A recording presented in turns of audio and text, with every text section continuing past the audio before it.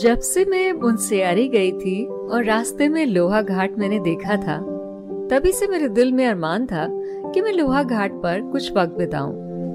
और मैंने अपनी अगली ट्रिप लोहा घाट की भी, जो मैंने आपके साथ शेयर करी। तो एक बार फिर से जब बजट कम था, रिस्ट्रेंट था, मैंने सोचा इन गर्मी की छुट्टियों में एक बार फिर से लोहा घाट चलते हैं। फटाफट प्लान बन भी गया, डेट भी सेट हो गई, पैकिंग भी होना शुरू हो गई थी। लेकिन वो कहते हैं ना, man proposes and God disposes. तो गॉड कुछ और ही चाह रहे थे, और गॉड यानी हमारी मीरा मौसी थी यहाँ पर, जिन्होंने एक शाम अचानक हमें फोन करके सजेस्ट किया कि वीरा, हम यमुनोत्री और गंगोत्री क्यों नहीं चलते हैं इस बार। 1600 किलोमीटर की जर्नी मीरा मौसी मुझे ड्राइव करके चलने को बोल रही थी क्या? कुछ भी कहने से पहले मैं आपको ये बता दूं कि मीरा मौसी मेरी काफी यात्राओं में मेरे साथ रही हैं। एंड मीरा मौसी इज अ ट्रू मोटिवेटर। इतनी पॉजिटिव कंपनी है ना वो, कि मुझे हमेशा से बहुत अच्छा लगा है उनके साथ जाना।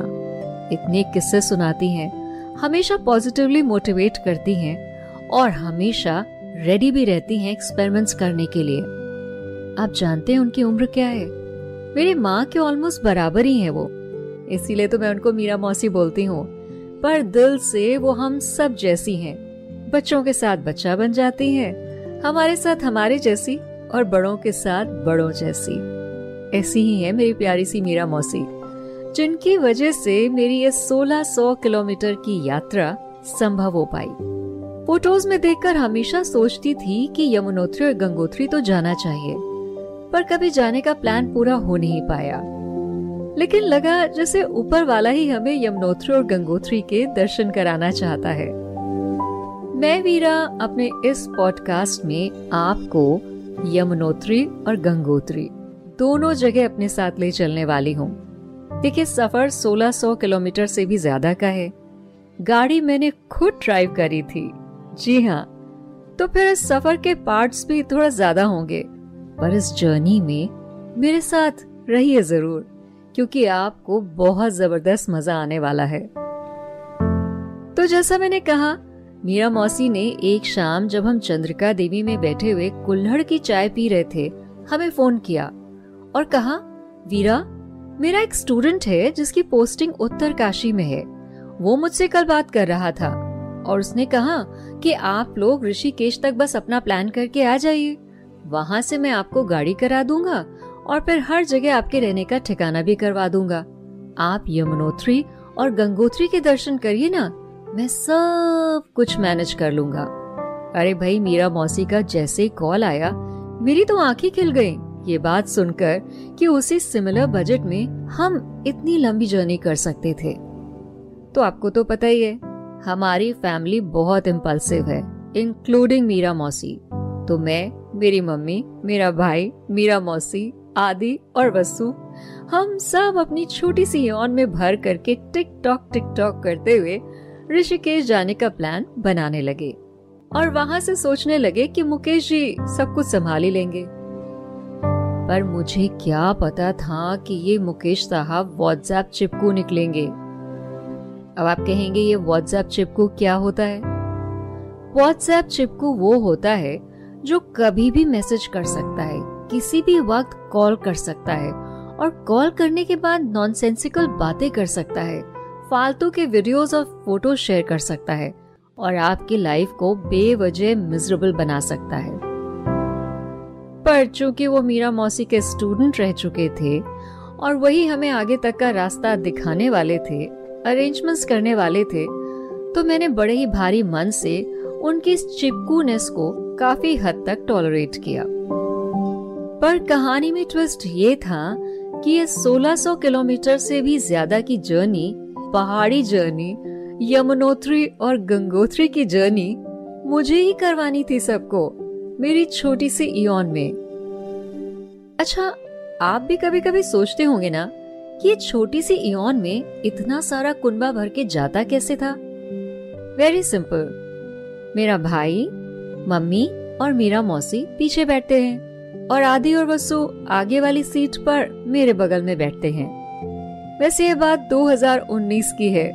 तब वसु रानी थोड़ा छोटी थी, एडजस्ट हो जाती थी। आदि साहब भी कम लंबे हुए थे तो वो भी एडजस्ट हो जाते थे।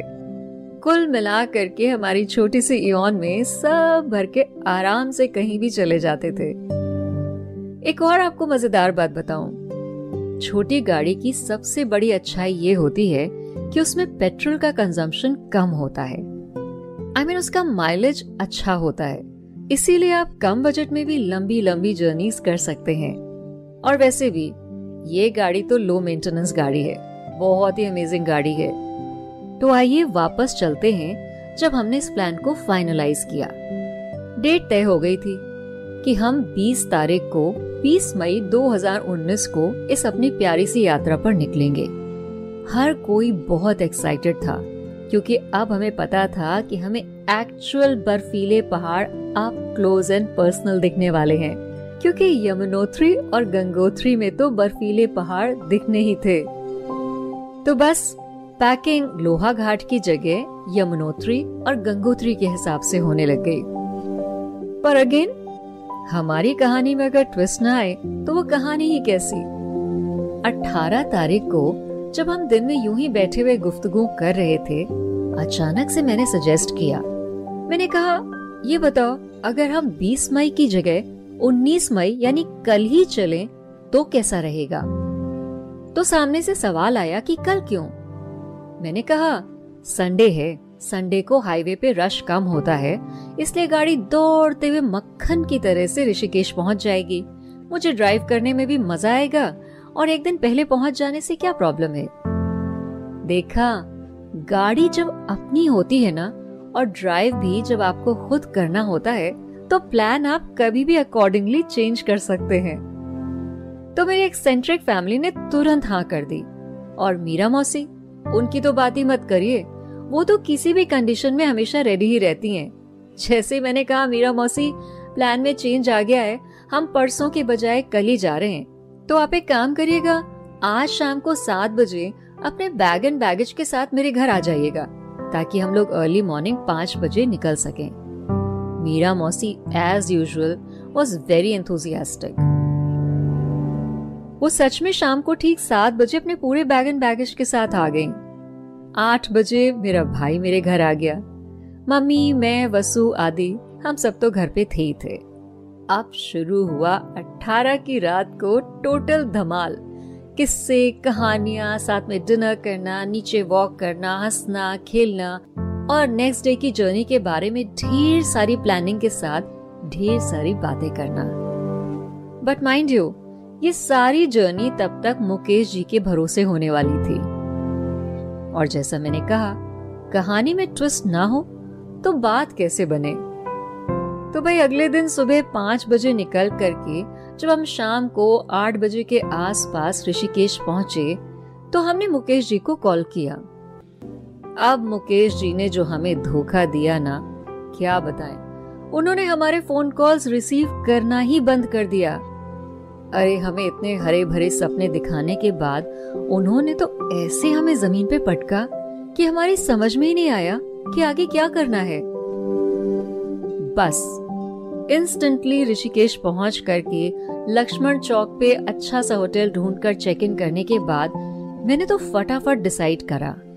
मैंने कहा, देखो, पंचों की अगर राय हो तो गाड़ी को यमुनोत्री और गंगोत्री मैं बढ़ा ले चलती हूँ। आई डोंट माइंड, क्योंकि मुंशियारी तक ड्राइव करने के बाद मेरा कॉन्फिडेंस लेवल बिल्कुल 100% हो गया था। वंस अगेन मीरा मौसी ने सबसे पहले हाथ ऊंचा किया और कहा, हाँ हाँ वीरा, तुम ड्राइव कर लो, मुझे तुम पे पूरा भरोसा है। उसके बाद धीरे से बाकी लोगों ने भी हाँ में हाँ मिलाना शुरू किया। तो बस हमारी तैयारी शुरू हो गई अगले दिन इयॉन में ही टिक टॉक करते हुए गंगोत्री तक पहुंचने की। पर देखिए, एक दिन में आप गंगोत्री पहुंच नहीं सकते हैं, आपको बीच में ब्रेक लेना पड़ता है। इसलिए ब्रेक तो हमने लिया, पर उससे पहले हमने एक और ब्रेक लिया, और वो भी अनप्लान्ड ब्रेक था। उसके बारे में भी बताना बहुत जरूरी है। पर उससे भी पहले अगर आप ये सोच रहे हैं कि सुबह 5 बजे लखनऊ से निकल करके ये लोग रात को 8 बजे ऋषिकेश क्यों पहुंचे, जो कि मात्र 519 किलोमीटर है और 10 घंटे में आराम से पहुंचा जा सकता है? तो मैं आपको बता दूं, हम लोग ना बहुत आराम से ट्रैवल करते हैं, क्योंकि मेरा एक रूल है और वो रूल कहता है कि रास्तों को एंजॉय करना चाहिए। मंजिलों में उतना मजा नहीं होता है जितना रास्तों में होता है। हम जब भी इस रूट पे निकलते हैं, हम मैगलगंज के रसगुल्ले जरूर खाते हैं। हम हरिद्वार पहुंचने से पहले चिड़ियापुर वाले रास्ते को जरूर अपनाते हैं।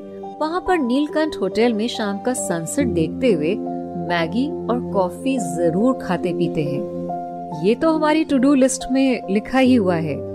साथ ही साथ हम बीच में भी 2-3 ब्रेक टाइम टू टाइम लेते ही रहते हैं।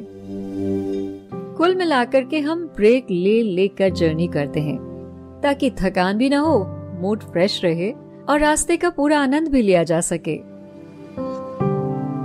जैसे कि मैं जब भी ऋषिकेश की ओर पहुंचती हूँ, मैं कभी भी मुरादाबाद सिटी के अंदर से नहीं जाती हूँ। मैं पाक बड़ा वाले रास्ते से जाती हूँ, जो कि मुरादाबाद सिटी को बाईपास कर देता है। बहुत ही सुंदर सा रास्ता है, खेत खलिहानों के बीच से गुजरता है। तो चलिए वापस आ जाते हैं ऋषिकेश। आपको मैं एक और बड़ी प्यारी सी बात बताऊं। लक्ष्मण चौक पर ही एक शिवजी का बहुत प्यारा सा टेम्पल है, मेन चौक पर। वहाँ के पंडित जी से मेरी बहुत अच्छी जान पहचान है। मैं जब भी ऋषिकेश जाती हूँ, मैं उस मंदिर के बगल में ही रुकती हूँ और उस मंदिर में बैठ करके मैं ध्यान जरूर लगाती हूँ, क्योंकि उस मंदिर की वाइब्स बहुत स्ट्रॉन्ग है। और फिर रात को 11 बजे लक्ष्मण झूले को क्रॉस करके गंगा के उस पार जाकर किनारे पर जरूर बैठती हूँ। आप पूछ सकते हैं कि 11 बजे ही क्यों? भाई आपको मैं एक बात बता दूं, 10 बजे तक तो इतनी भीड़ रहती है, वहां पे इतनी भीड़ रहती है कि कंधे से कंधा टकराता है। 2019 में लक्ष्मण झूला बंद नहीं हुआ था, तो हम आराम से टू एंड फ्रो करते थे रात के 11 बजे। एक्चुअली ऋषिकेश काफी सेफ है और काफी विदेशी भी आपको मिलेंगे लक्ष्मण चौक पर।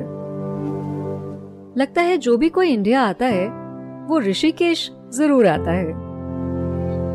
तो ऋषिकेश में रात गुजारने के बाद, अगले दिन की प्लानिंग करने के बाद कि हम अपना हॉल्ट उत्तर काशी पे लेंगे गंगोत्री पहुंचने से पहले, हम सुबह 7 बजे अपने अगले सफर पर निकल ही पड़े। न्यू चंबा का रास्ता अपनाते हुए हम टिहरी की ओर बढ़ रहे थे। तो मैंने अचानक से सजेस्ट किया कि ये देखो, ये वही टाउन है जो पानी में सबमर्ज कर दिया गया था डैम बनने की वजह से, और अब उसकी जगह पे नया टिहरी बसाया गया है, जिससे हम गुजर रहे थे उस वक्त।